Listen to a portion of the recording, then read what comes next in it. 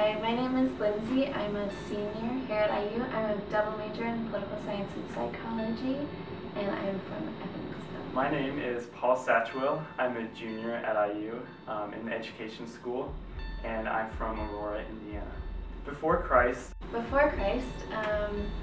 I grew up in an atheist family, so I never knew anything about him, what it meant to, sort of have any sort of religion, go to church. I had an amazing childhood. I was raised in a Christian home, so my parents were both Christians, and we went to church all the time, but I never really got anything out of it, and I always thought, I want something exciting to happen.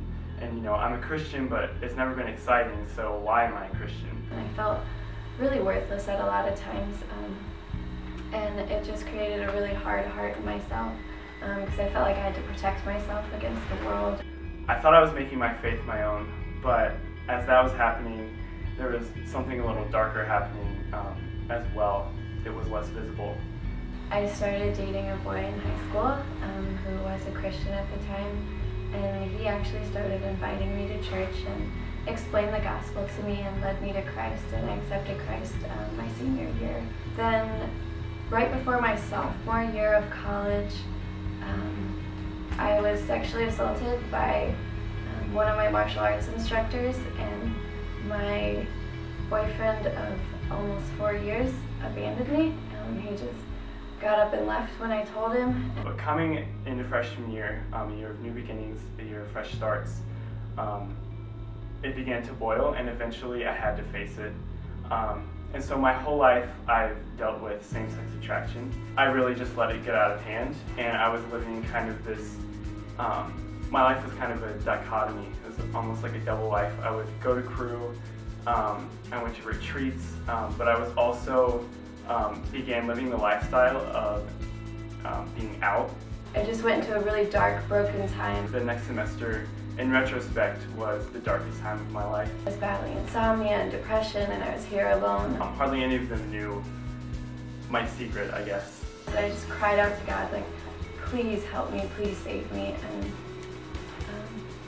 yeah, I joined crew, started going to this small group in my area of campus, and the girls were just so loving and so caring, and really just revolutionized the way I looked at being a follower of Christ. I had to choose whether I wanted to live for Christ or whether I wanted to live for myself.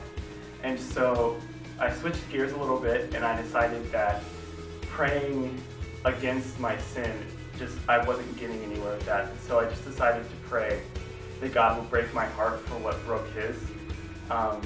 And sometime, I don't know when, that week, I just felt different, and I knew that for some reason, finally, God was giving me what I needed and what I wanted, and that was fulfillment in him.